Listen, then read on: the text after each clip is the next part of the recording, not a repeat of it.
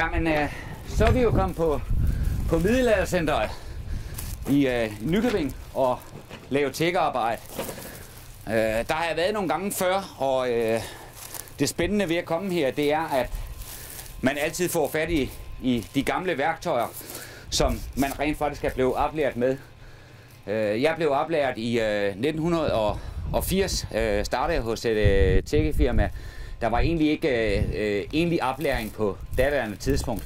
Det var sådan, man kom i et firma, og hvis man havde håndlag og øjemål, så fik man lov at blive der, og så lære faget. I det her tilfælde, der er vi ude i noget, der hedder kæppetækning, hvor vi benytter en hasselkæp, og så har vi et stykke garn, som vi så binder det fast til. Metoden i sig selv er sådan set ikke så forskellig i forhold til den metode, man egentlig tænker på i dag. Det er nok teknikken omkring at sy rørene fast, som er det spændende ved at få sådan en opgave som den her.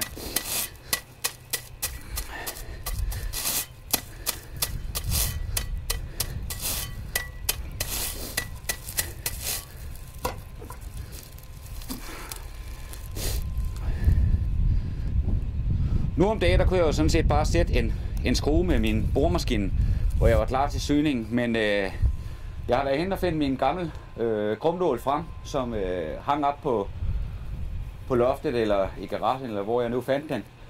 Og den var så pivrusten, så jeg kunne ikke slæve den igennem tækrørene, så det bliver de altså på en 10-15 år. Det er nok en 10-15 år siden, jeg har fat i lige nok i den her nål sidst. Så jeg har været hen og slive den en gang, så den glider igennem tækrørene, så jeg ikke får for meget modstand. Den skal så ned, og så skal den rundt omkring den lægte, som man er i gang med at sy på.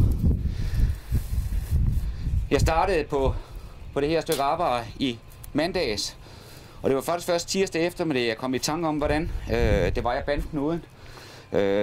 Når det er garn, så skal det være sådan en selvbindende knude. Jeg har selv prøvet at lave den før, men jeg kunne altså ikke huske det. I det her tilfælde, der er det en gang rundt omkring lægten, eller hasselkæppen. Så er det så en gang rundt, hvor du tager tråden med også. Og så har du faktisk en selvbindende knude, som du kan stramme. Når man så strammer den, så bliver den faktisk hængende, således at man kan komme til at arbejde videre med det næste bund. Og så kan man stramme den foregående. Når den foregående så er blevet strammet af, således at rørene ligger fast, så får den lige et råbåndsknop, således at den heller ikke i fremtiden vil kunne løbe nogen steder. Og så skulle du sådan set gerne have en lige så god binding, som du egentlig vil have med en skrue med et stykke rustfri tråd på, som jeg bliver brugt i dag. Det er selvfølgelig lidt senere at ligge med en krumnål, end hvis man lå med sin boremaskine, men jeg kan nu godt lide det, i og med det var det stykke værktøj, jeg lærte det med. Så det er kun sådan nogle steder her, vi får lejlighed til at hive de gamle værktøjer frem og se, om vi stadigvæk kan huske det. Stråene, jeg benytter her, kommer fra Polen, og det er egen import. Det er, man kan sige, rør kan du få alle steder fra, og du kan også få danske rør. Der er bare ikke nok danske rør på det danske marked. Mange af de områder, hvor tækkerørene gror naturligt op, der må man ikke høste mere på grund af fuglereservater og lignende. Så det vil sige, at omkring 80% af tækkerørene, der bliver brugt i Danmark, kommer fra udlandet. Det er primært Østlandene, Polen, Ungarn. Det sidste nye, det er jo, at de begynder at komme fra Kina også. Kvalitetsmæssigt, der har det sådan set ikke den store betydning, om de kommer det ene eller det andet sted fra. Man kan få gode og dårlige rør, der er høstet både i Danmark og i Polen. Det man skal være opmærksom på, det er, at man skal kunne udvælge sig de rør, som passer til den opgave, man skal lave. Som tækkemænd er vi også forskellige. Der er nogen, der godt kan lide at tække med lange rør, der er nogen, der godt kan lide at tække med korte rør. Sædvanligvis, hvis man skal sætte en standard på, så er det rigtige bund, det er et sted mellem 160 og 180 cm højt. Så har det en diameter i bunden af rørene på 0,5 til 0,8. Det er sådan det, man siger, der er det optimale. Men stadigvæk, afhængig af, hvorfor en opgave du er, ligger man på en meget, meget høj ladebygning, kan det være en fordel med nogle lange rør. Lange rør er som regel kraftigere og stærkere end korte rør er.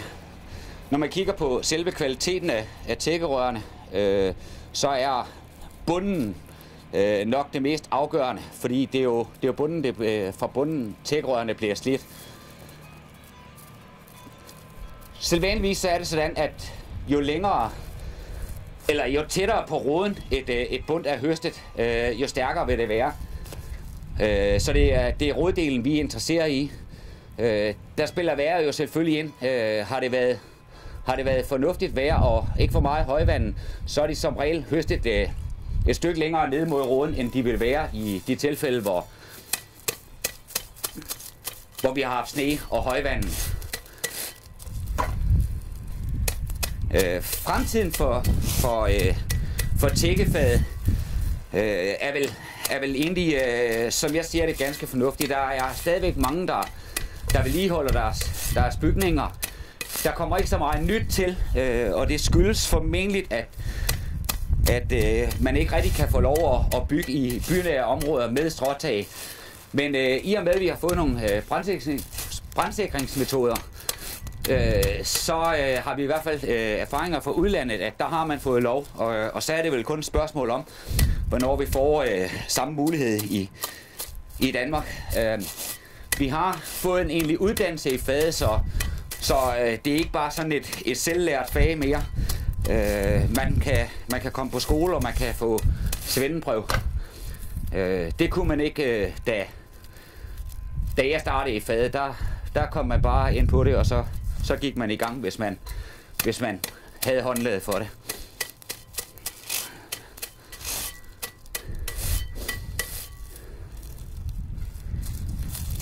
Men du kan leve af det? Jeg vil sige, det er vel nærmest sådan, at vi er jo ikke så mange i faget, så vi regulerer det vel egentlig selv, hvor meget arbejde der er, fordi der bliver som regel ikke udlært flere, end der er behov for. Vi har på nuværende tidspunkt 3 mand ansat, og nu er der ikke nogen af dem, der nogensinde har prøvet at sy med en krumnål, så derfor så har jeg været så heldig at få lov at lave det her stykke arbejde selv. Men jeg tror, i fremtiden så vil der også være arbejde til de folk, jeg har. Og det er da også mit håb, at der på sigt kan komme mere fart i det, så der er mulighed for at udlære nogen igen, hvad jeg ikke har gjort de sidste 10 år. Prismæssigt, der er stråtag vel nogenlunde på højde med alle andre smukke tage. Der har faktisk ikke været så stor prisudvikling, så vi hører jo tit, at folk ikke engang tør spørge om prisen på et stråtag, fordi at der er en gammel overlevering om, at det er så rasende dyrt.